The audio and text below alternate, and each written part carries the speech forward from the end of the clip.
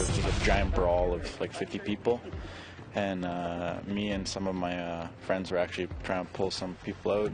Tonight, students describe a racist schoolyard brawl on Manitoulin Island, and community leaders say that racism has to stop. That's a replica of the real ones in Australia. And a Nova Scotia MP says it should be easier for Indigenous artifacts in other countries to come home, and he wants Parliament to agree.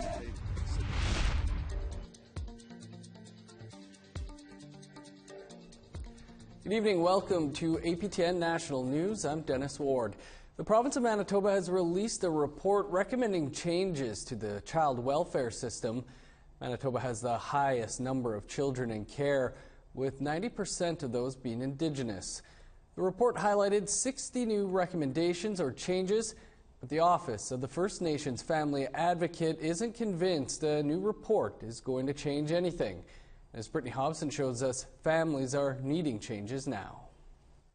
For the first time in 15 years, the provincial government ordered a review of the child welfare system. After 9 months of work, a report outlining 60 ways to overhaul the system was released this week. But for right now, they are only suggestions. They're merely recommendations. There's no guarantee, or there's nothing that compels the province of Manitoba to take action on any of the changes that are in there. Cora Morgan is the First Nations family advocate. She says she's not confident suggestions with no clout will lead to lower apprehension rates. They're just wasting time. At the end of the day, we need to restore jurisdiction over our families. We need to invest in prevention services.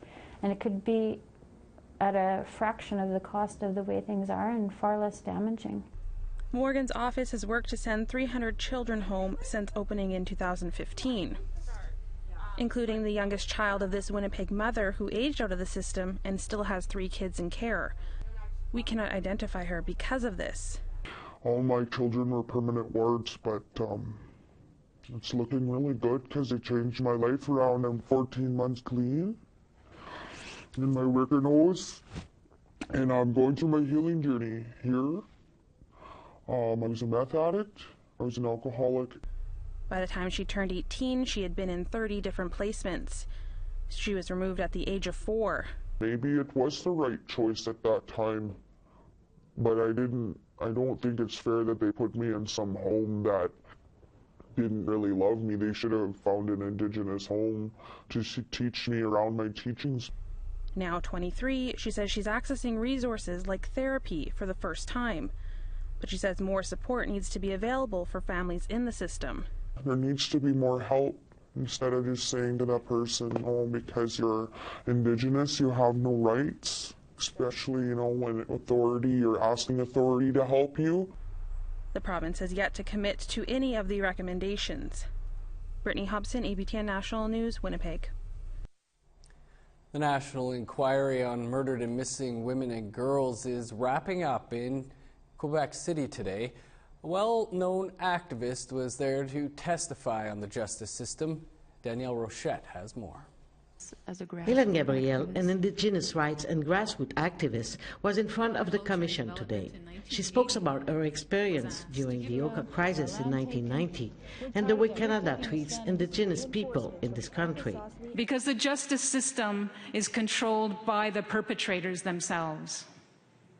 We saw that in Gunnesadage, we saw that in Ipperwash, Gustafson Lake, we see that right across Canada.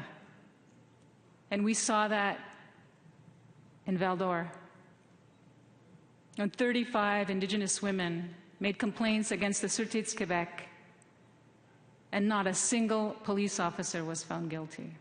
Gabriel also referred to a lot of recommendations already made by different human rights organizations and said these to be taken into account. She also highlighted the UN Declaration on the Rights of Indigenous People and asked the Commission to take it as a framework. Everything about land dispossession, genocide, assimilation, all those things are condemned by the UN. And these are the things that are affecting Indigenous peoples and Indigenous women in particular, our safety, our health, our well-being. And so you cannot just take piecemeal of the declaration to use it. You have to use it in its entirety. Hélène Gabriel clearly expressed her will to continue to fight for justice. We are nations. This is our country. And the people who are living here are here because our ancestors helped their ancestors survive on our country. And until people recognize that and realize that, we are continue to have conflicting points of view, and we will continue to struggle and continue to fight.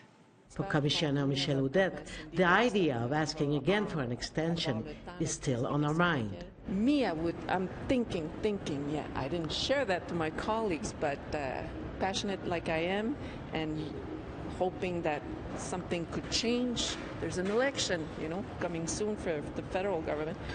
I'm thinking very hard that maybe I come back soon and say, we need officially again, an extension. The national inquiry will be in Winnipeg at the beginning of October for its hearings on family and child welfare. Danielle Rochette, APTN National News, Quebec City. A schoolyard brawl on Manitoulin Island has First Nation leaders reeling with anger and emotion. They're hoping to put an end to the systemic racism that's plagued their families for generations. Here's Annette Francis with that story.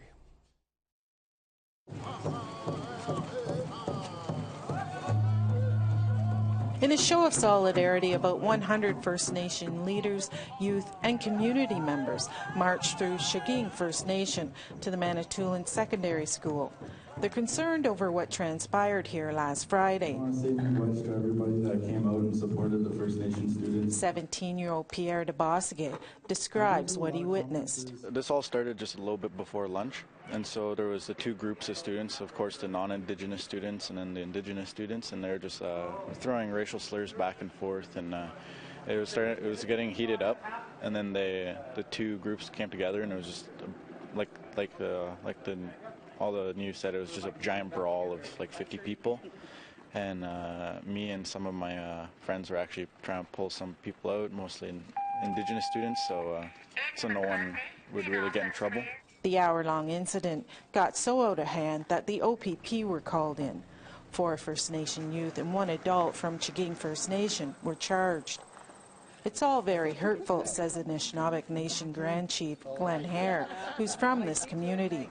Hare says systemic racism needs to be addressed, and he blames the Rainbow District School Board for not working on these long-standing issues. And, everything starts from the top.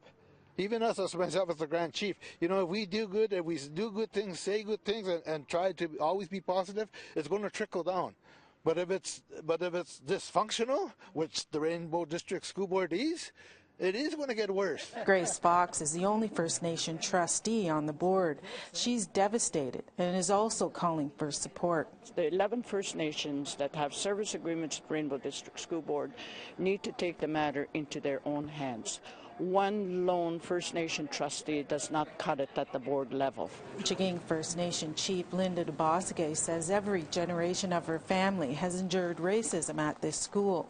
That's why she wants action and an immediate apology and a commitment to reconciliation. I'm also calling on the immediate development of an anti-racism strategy. I'm also calling on the immediate conversation regarding the representation at the Rainbow District School Board level. The principal of Manitoulin Secondary School, Jamie Mohammed, says he respects everything the leaders have to say. And I'm very thankful that I was a part of the circle. I feel that being part of the circle is symbolic that I want to be part of the solution. And I'm glad that I heard everything that was said today. According to Chief de Bosque, the leaders will meet throughout the weekend to come up with recommendations before they address the Rainbow District School Board. Annette Francis, APTN National News, Chaging First Nation. Robert Bertrand still has a job today. He's the National Chief of the Congress of Aboriginal Peoples. And yesterday there was an attempt to remove him. But as Todd Lamoran reports, he was still there to witness another grand entry.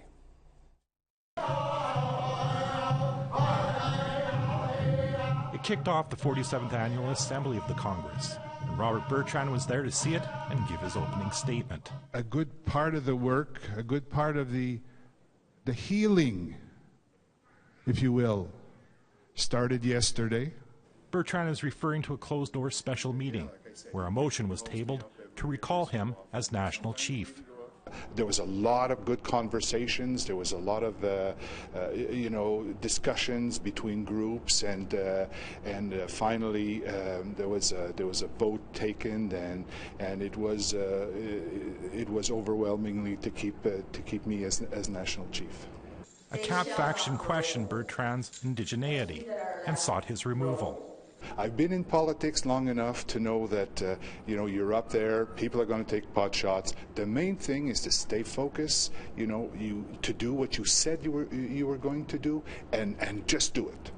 The organization, which represents Indigenous people off reserve, also got a new Eagle staff. The previous one had been taken a year ago by former National Chief Kevin Daniels, who did it because he wanted Bertrand to resign. A year ago, we lost our Eagle staff. And it seemed like at that point in time, a lot of fighting went on within our organization, whether it was because we lost that staff and the strength wasn't with us or not. Bertrand called for unity. Sure, there are disagreements, but I think everybody agrees that CAP has to move ahead. CAP has to help its constituents. A top priority for him is to get CAP and its agenda back into the national conversation with federal officials. Todd Lamarand, APTN National News, Ottawa. Time for a quick break, and then we'll wrap up our four-part series on the negative effects of hydro development on northern Manitoba First Nations. Here's a look at Saturday's weather forecast starting on the East Coast. 16 and rain for Fredericton and St. John's. 5 with rain in Nain. Rain and 14 for Happy Valley, Goose Bay. Sunny and 10 for Val-d'Or. 6 in Chibougamau. 16 in Toronto. 15 in Peterborough and Ottawa. 5 with rain in Sioux Lookout. Rain and 12 for Thunder Bay and Wawa. Sunny in northern Manitoba, 4 in Norway House and Puckatawagan. 8 with rain is the high in Winnipeg, 7 for Gimli with rain. Over to Saskatchewan, 3 with a rain-snow mix for Swift Current, 1 degree warmer in Regina. And sunny and 9 for Uranium City, sunny and 7 for Stony Rapids. Welcome back. Well, this week we've taken you to northern Manitoba communities to show the impacts of hydro development on land and culture. Tonight we travel with a member of Nisitawayasik Cree Nation. She takes us on a trek to her family's camp and a sacred site that Manitoba Hydro relocated to make way for development. Ashley Branson has the story. They used to fetch water. They would get water from here and go up that steep embankment to take water to their homes.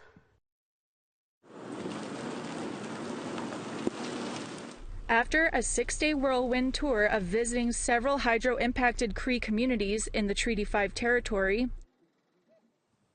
Ramona Nekaway has arrived in her home community of Nisitawayasik Cree Nation, trying to bring together members of hydro-impacted communities. Now she's sharing her story.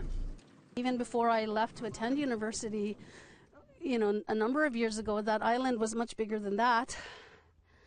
So my aunt had to make a claim here. Sometimes the water takes the boats out, or there's damage to their materials.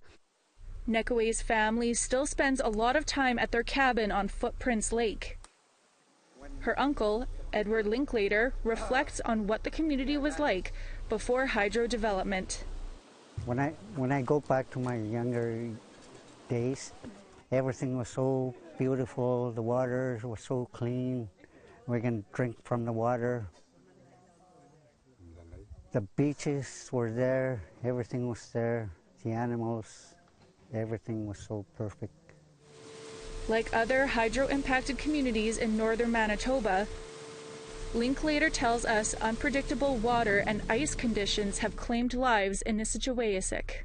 I lost two of my best friends when they were commercial fishermen. That current was so strong and their boat couldn't handle it.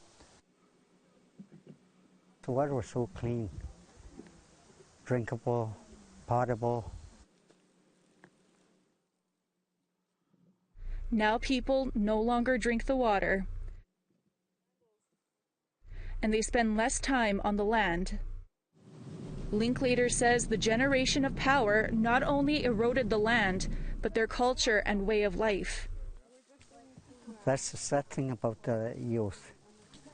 They're not interested going anywhere, you know. Maybe it's, I don't know why, but while they see all this devastation here, they're afraid to go out. Nina Linklater is Nekaway's auntie.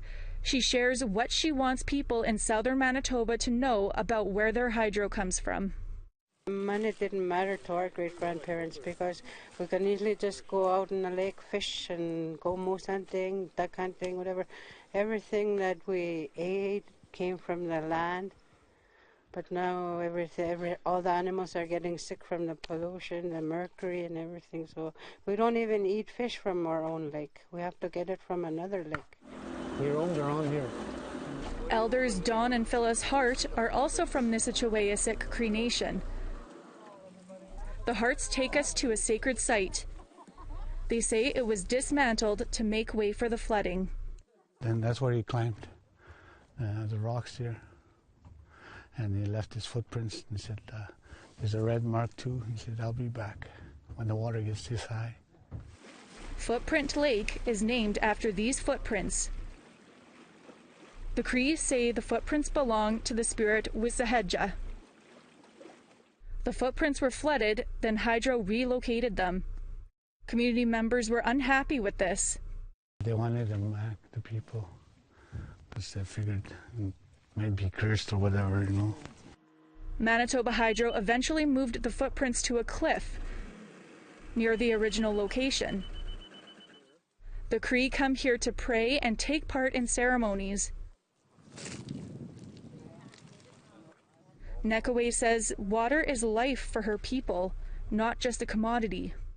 As a woman and as a grandmother and as somebody who's seen sort of this transition in the community, I have a really difficult time talking about this water as a resource, right? That is tied to economic opportunities for the community, because it's much more than that. Over the course of the Hydro Tour, we saw firsthand the impacts hydro development has on these northern communities.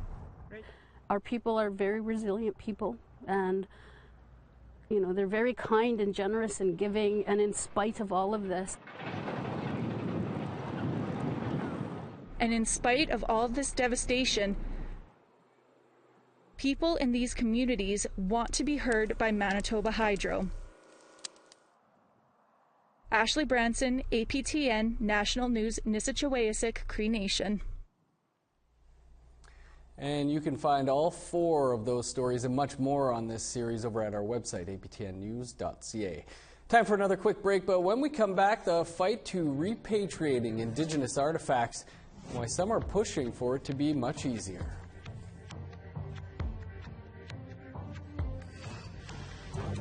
Here's a look at the rest of Saturday's weather forecast, picking back up in a sunny northern Alberta. 9 above for Fort Chipewyan and Fort McMurray, 10 for high level. Cooler to the south, it's 1 in Red Deer with a rain-snow mix, plus 2 in Calgary with rain. On the west coast, 15 for Tofino and Campbell River with rain in both. 12 under the sun in Fort Nelson and Dease Lake. In the Yukon, 10 with rain in Mayo, 11 and rain in Whitehorse, sunny skies, and 10 for Watson Lake, 10 under the sun as well in Wrigley, 12 for Fort Liard and Trout Lake. Snow and -1 in Sax Harbor, 7 above under the sun for Colville Lake. In Nunavut, -1 in Whale Cove, 0 for Baker Lake, +1 in Chesterfield and Arviette. +1 as well in Clyde River, -3 for Resolute. Welcome back. Nova Scotia MP wants repatriating Indigenous artifacts from other countries to be easier. To do that, Bill Casey is sponsoring a private member's bill. Tuesday, Bill C-391 went before the Canadian Heritage Committee. But as Todd Lamarand explains, its origins begin at the Millbrook Cultural Centre. This beautiful ceremonial Mi'kmaq robe is a fake. Just a photo pasted onto a cardboard cutout. And here it sat when MP Bill Casey visited over a year ago. And I was admiring it, and Heather said, well, that's not the real one. I said, what do you mean? She said, that's a replica. The real one's in Australia. Heather Stevens from the Millbrook Cultural Centre joined Casey at the Canadian Heritage Committee to tell it of a fruitless fight to get the real robe back from an Australian museum in Melbourne, where it has sat in storage for decades. I had made a point to not have only myself speak about the regalia, but the entire staff, to all visitors to our centre. In doing so, hoping that eventually someone would listen and help us. Seeing only a copy on display moved Casey to be that someone to do something. But it drove me to dig into the process deeper to find out if the Government of Canada has any process to help a First Nation like Millbrook get one of these artifacts back or collection back, and there was nothing. So this past February, Casey introduced Bill C-391 into the House of Commons. This bill is designed to get us all to think about how artifacts can be returned to the rightful owners, to the Indigenous peoples right across the country. In June, the House voted unanimously to send the bill to this committee for study, where some of the discussion centered on strengthening the proposed legislation. We need to find a way to support that returning and the storage and the display in safekeeping so that it's not just returning it. Stevens says the bill isn't just for Millbrook. It's not just for me, it's for all First Nation in all of North America that needs the help, needs the support, needs that push, that initiative, saying, I've got support behind me, I can do this. Natasha Smith, Australia's High Commissioner to Canada, heard about Casey's February speech. And eventually, Stevens was put in touch with Genevieve Greaves, manager of the First Peoples Department at the museum in Melbourne. She's so supportive and so understanding, as I had mentioned, she is of First Nations as well, and they're also wanting to repatriate some of their stuff back as well. So it's one of these things that enlightens her in the fact that there is hope. Casey knows private members' bills rarely become law, but is crossing his fingers as he retires from politics next year. It'll be one of the most meaningful things that I did in my 30 years on and off in politics. Absolutely. I will be. It's beyond what I could hope for. Regardless of the outcome of Bill C-391, Stephen dreams of the day when Genevieve Greaves travels to Canada with the robe and presents it to the people of Millbrook. But that's not expected to happen for at least another year or two. Todd Lamarand, APTN National News, Ottawa. That's your APTN National News for this Friday. Don't forget to tune in tomorrow for APTN National News Weekend. I'm Dennis Ward. Have a fantastic weekend.